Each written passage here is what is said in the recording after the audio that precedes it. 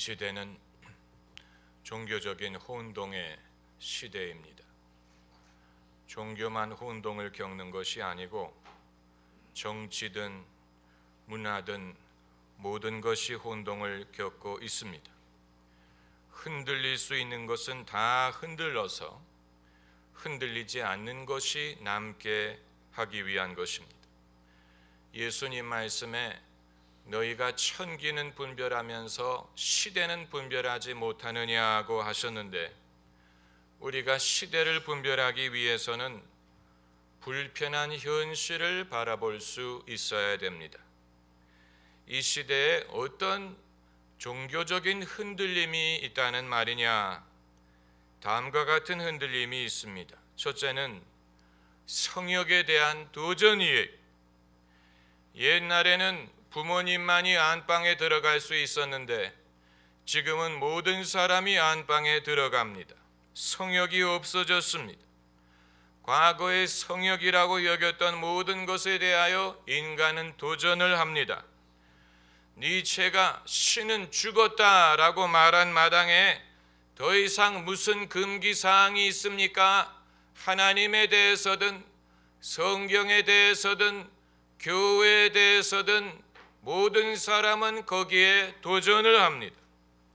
그리고 두 번째로 종교적인 룰에 대한 도전이 있습니다. 며칠 전 미국의 대법원이 동성애 결혼을 허용한다는 판단을 내렸습니다. 이미 많은 나라에서 실행하고 있는 것이지만 충격이 큽니다. 도대체 성경적인 도덕관이 얼마만큼 지속될 수 있을 것이냐, 무엇이 옳고 무엇이 그르느냐, 그 기준이 어디에 있느냐, 그리고 세 번째로 종교가 인류의 삶에 도움이 되느냐 오히려 방해가 되느냐 하는 질문을 하고 있습니다. 종교의 존재 이유에 대한 도전입니다. 도킨스 같은 사람은 종교가 모든 악의 근원이다 라고 말하므로 종교의 존재 이유 자체를 부정했는데, 그의 말도 일리가 아주 없는 것은 아니에요. 왜냐하면 이슬람 같은 종교가 있으므로 세상이 더 평화로워지는 게 아니고 전쟁과 갈등을 조장하고 있는 것을 보면 종교가 인간을 돕고 있는 것인지 아니면 해를 주고 있는 것인지 질문을 하지 않을 수가 없는 것입니다. 그럼에도 불구하고 사람들이 신앙을 버리고 있느냐? 그건 아니에요. 신앙에 대한 관심은 어느 때보다도 많습니다. 사람들이 종교를 도전한다는 말은 신앙에 대한 관심이 있다는 말이에요. 관심이 없다면 도전을 하지 않았을 것입니다. 예수님 말씀에 사람이 떡으로만 살 것이 아니요 하나님의 입으로 나오는 모든 말씀으로 살리라 하고 하셨는데, 세상의 변화와 발전이 신앙을 불필요하게 만든 것이 아니고 오히려 더 목마르게 만들었습니다. 과거에는 먹고 마시는 문제 때문에 하나님을 찾았다면 이제는 더 본질적인 이유로 하나님을 알고 찾으려고 합니다. 그러므로 작금의 종교적인 혼동 이후에 무엇이 우리를 기다리고 있느냐? 첫째는 결국은 발전이 이루어질 것이라고 봅니다. 더 나아지기 위한 과정이라고 보는 것입니다. 여러분, 인간은 어떤 존재입니까? 끊임없이 생각하는 존재, 끊임없이 토론하는 존재. 건강한 가정은 가족들이 모였을 때 이것저것 말다툼도 하고 토론도 하고 서로 의견을 말하는 집안이, 반대로 병든 집은 모였을 때 눈치만 보고 말하지 않는 집이, 서로 의견을 강하게 말한다고 그 집이 문제가 있는 게 아니에요. 건강하다는 뜻입니다.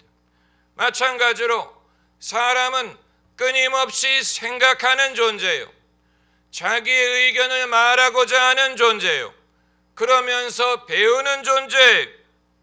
만일 진리가 아닌 거짓을 사람에게 강요하는 것이라면 생각과 토론을 금지해야 되지만, 그게 아니고 진리를 가르치는 것이라면 인간의 생각과 토론은 진리의 그 진가가 더 드러나게 할 것입니다.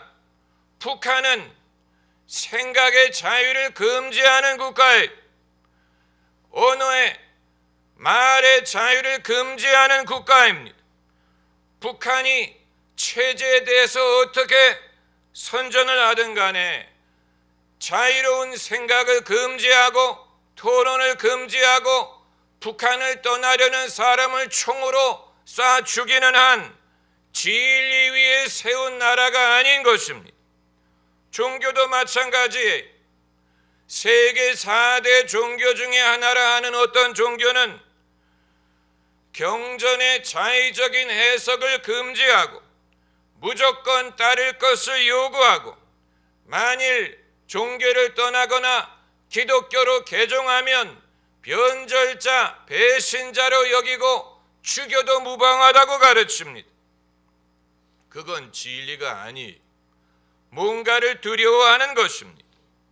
자유로운 생각과 토론보다는 강요에 의해서만이 종교를 지탱할 수 있다고 생각하는 것입니다. 기독교도 한때 그럴 때가 있었어요. 그래서 갈릴레오를 불러다가 지구가 자전하지 않는다고 말하라고 요구했습니다. 갈릴레오가 재판장에서 나오면서 뭐라고 말했다고 했습니까? 그래도 지구는 돈다. 그건 그때 기독교는 이 모든 것을 소화했습니다. 기독교가 침몰하지 않을까 염려할 때가 있었지만 기독교는 침몰하지 않고 오히려 융성했습니다. 기독교가 좁았던 것이 아니고 기독교인들이 좁았던 것입니다. 오히려 인간의 생각이 성장할수록 하나님의 은혜와 진리가 얼마나 큰가를 깨닫게 된 것입니다. 그리고 세 번째 변화는 알곡과 쭉정이를 구별하는 계기가 될 것입니다. 그것은 사람들 간에 알곡과 쭉정이를 나눈다는 말이 아니고 우리의 생각과 신앙관 속에 있는 알곡과 쭉정이를 나눈다는 말입니다.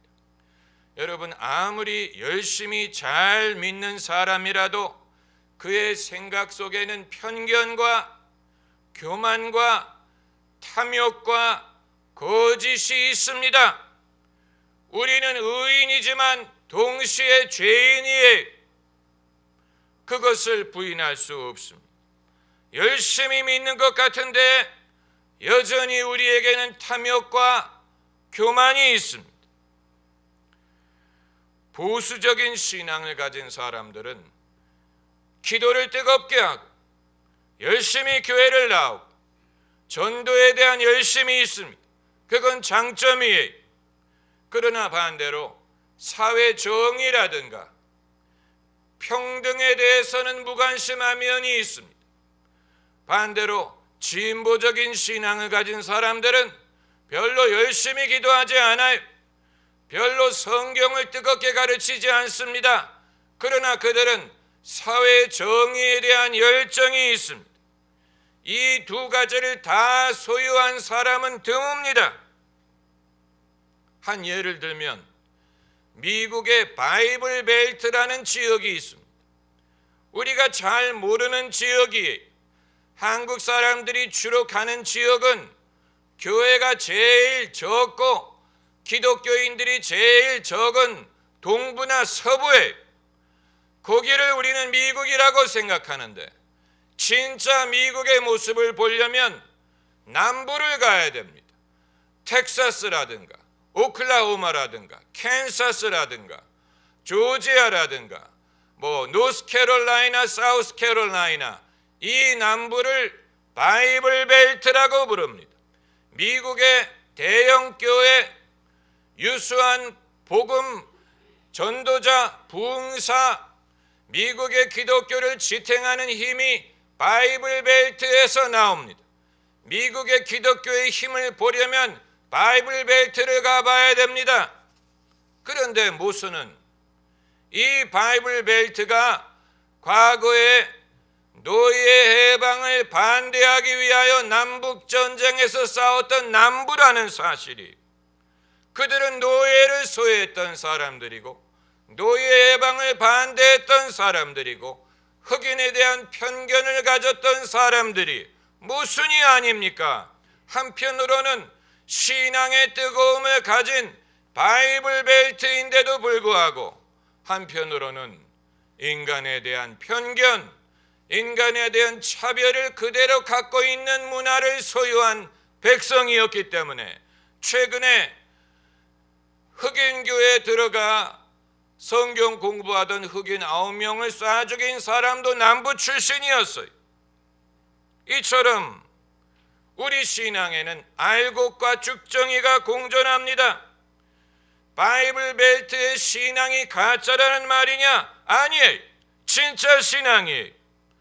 그러나 진짜 신앙인 속에도 죽정이가 있습니다. 그만큼 인간은 제한된 존재이기 때문입니다. 외부로부터의 도전이 없다면 우리는 스스로 우리 자신의 모순을 깨달으려고 하지 않습니다. 외부로부터 충격, 도전이 있어야 사람은 자기의 속을 들여다볼 수 있습니다. 자금의 종교적인 혼동이 우리 안에 이 여전히 남아있는 편견, 미움, 또 교만, 탐욕을 발견하고 그것을 버릴 수 있는 기회가 된다면 그것은 오히려 축복이 될 것입니다. 그리고 세 번째 변화는 세상 사람들은 참 신앙을 찾아서 헤매게 될 것이라는 것입니다. 참 신앙, 참 종교, 참 진리. 어떤 이들은 종교라는 단어를 싫어하고 기독교는 종교가 아니지 않습니까? 라고 묻는 분들이 있는데 그건 말장난을 하는 것입니다. 그건 마치 침대는 가구가 아니라고 말하는 것과 같습니다. 침대는 에이스지, 과학이지, 가구가 아니라면서요. 그럼 뭐라고 부르라는 말입니까? 마찬가지로 기독교가 타 종교와 다르다는 것은 우리가 긍정할 수 있지만 종교라고 부르지 말아야 된다라고 하게 되면 대화 자체가 불가능해지는 것입니다. 사람들은 참된 종교를 필요로 합니다. 이슬람을 떠난 사람이 무신론자가 되느냐? 아니에요. 여전히 하나님의 존재를 믿습니다. 그리고 자신의 믿음을 건질 수 있는 길을 필요로 합니다. 한때 교회를 다니다가 시험을 받아서 교회를 떠나간 사람이 예수 그리스도를 부인하느냐? 그건 아니에요. 교회는 떠나갔지만 여전히 예수님을 믿습니다. 그리고 자신의 신앙을 보존해 줄 수 있는 길을 찾습니다. 이처럼 과거에 속했던 종교를 떠난다고 해서 신앙 자체를 거부하는 것은 아니고 오히려 진짜 진실된 종교를 필요로 하게 된다는 것입니다. 그렇기 때문에 예수 그리스도를 전하는 일은 지금부터가 시작이라고 할 수 있습니다. 왜냐하면 진짜 종교를 찾아 헤매는 사람들에게 우리가 전할 것은 예수 그리스도이기 때문입니다. 할렐루야. 아마 여러분은 이거 진부한 얘기 아닙니까? 이미 알고 있었던 내용 아닙니까? 이렇게 생각하실지 모르지만 그렇지 않아요. 우리는 그동안에 사람들에게 예수 그리스도를 소개하기보다는 기독교를 소개하려고 한 면이 많아요. 예수 그리스도를 소개하려고 하기보다는 교회에 데리고 오려고 한 면이 많습니다. 아무리 사람을 교회로 데리고 와도 예수 그리스도를 소개하지 못한다면 그 사람은 신앙을 갖지 못합니다. 아무리 사람을 기독교에 끌어오려고 해도 예수 그리스도를 알게 하지 못한다면 그 사람은 진짜 예수 그리스도의 제자가 되지 못합니다. 그 차이가 무엇이냐? 예수 그리스도는 크시지만 기독교는 작아요. 예수 그리스도는 큰데 교회는 작아요. 그렇다고 기독교인을 탓할 수는 없습니다. 우리는 우리가 경험한 만큼, 우리가 아는 만큼 있기 때문에 나와 다른 경험, 나와 다른 생각을 하는 사람에게는 전할 수 있는 예수님의 한계가 있어요. 많은 경우에 우리는 내가 아는 기독교에 사람들을 끼워 맞추려고 합니다. 내가 경험한 신앙에 사람들을 끼워 맞추려고 합니다. 대다수의 사람들은 끼워 맞춰집니다. 그러나 자기 개성이 강하다든가 독립심이 강하다든가 다른 배경을 가진 사람들은 잘 끼워 맞춰지지 않습니다. 우리는 그들이 믿음이 없기 때문에 그렇다고 탓하려고 하는데 그게 아니고 내 틀이 좁아서 그런 것입니다. 내 생각이 좁아서 그런 것입니다. 여러분, 예수 그리스도는 크십니다. 주의 친절한 팔에 안기세, 그 크신 팔에 안기세 예수님은 크신 예수님이 하도 커서 우리가 다 깨닫지 못하는 면이 있는 것뿐입니다. 왜 기독교에 수많은 교단이 존재하느냐? 그냥 장로교, 감리교, 침례교, 카톨릭 이 넷으로만 제한하면 좋을 텐데 그 이외에 뭐 루터교니 성공회니 무슨 장로교도 합신이고 뭐 통합이 있고 합통이 있고 왜 이렇게 많은 교단이 필요하냐? 왜 이렇게 많은 교회가 필요하냐? 그 이유는 한두 교단으로는 예수님의 크신 진리를 다 표현할 수 없기 때문에 그런 것입니다. 예수님이 크시기 때문에 천주교가 잘 대표하는 진리가 있고 개신교가 잘하는 부분이 있고 개신교 중에도 장로교가 잘하는 부분, 순복음이 잘하는 부분, 또 타 종파가 잘하는 부분이 있습니다. 이 모든 것을 통합하여 우리가 좀 더 균형 잡힌 예수님을 알 수가 있는 것입니다. 예수님은 크신 분이에요. 세상 사람들이 필요로 하는 것은 예수님입니다. 여러분, 예수님의 참 모습을 알아서 예수님을 싫어할 사람은 아마 거의 없을 것입니다.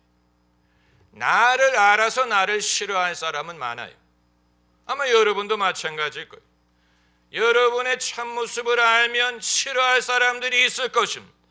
그러나 예수님은 예수님의 참 모습을 알 수 있다면 예수님을 거부할 사람은 적을 것이라고 봅니다. 당장 교회에 등록하지는 않을 거예요. 당장 자기를 그리스도인이라고 부르지는 않을지라도 예수님을 알 수만 있다면 예수님을 거부할 사람은 적어요. 그 이유는 예수님만이 우리를 위하여 당신의 목숨을 버리셨기 때문입니다. 할렐루야. 오늘 본문 말씀에 13절 사람이 친구를 위하여 자기 목숨을 버리면 이에서 더 큰 사랑이 없나니. 한번 따라해 보세요. 이에서 더 큰 사랑이 없나니. 그 말은 이보다 더 큰 사랑이 없다는 말이에요. 이보다 더 큰 사랑은 없습니다. 사람이 자기 친구를 위하여 목숨을 버리면 이것은 예수님이 당신에 대해서 말씀하시는 것입니다. 우리를 당신의 친구라고 부르는 것입니다.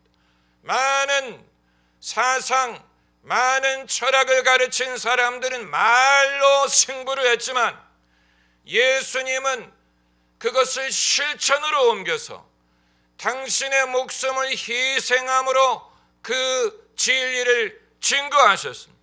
예수님 같은 분이 없어요.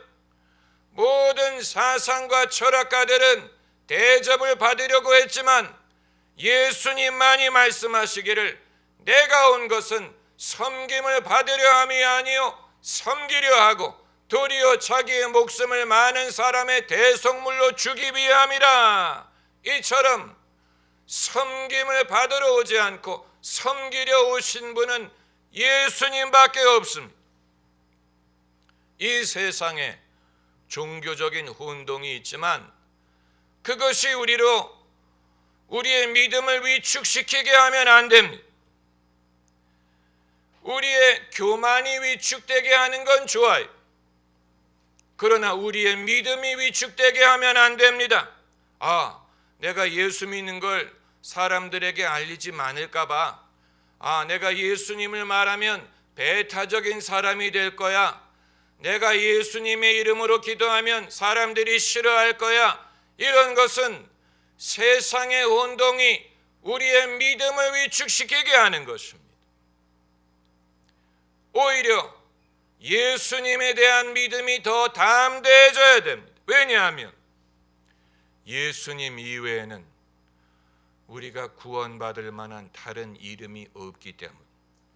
하나님은 당신의 진리를 예수 그리스도를 통하여 계시하셨습니다.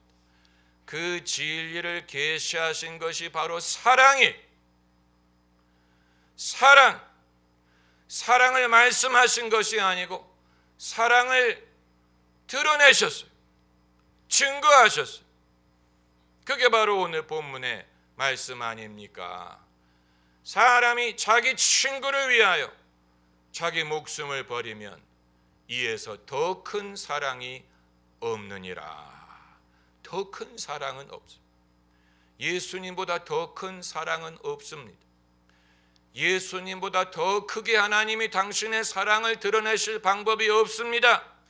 예수님을 버리면 그 이외의 길이 없습니다. 예수 그리스도. 그러므로 이 혼동의 시대에 예수님은 과거 어느 때보다도 사람들에게 어필할 수 있습니다. 하나님의 큰 구원을 우리가 반드시 목격할 것입니다. 기도하십시다.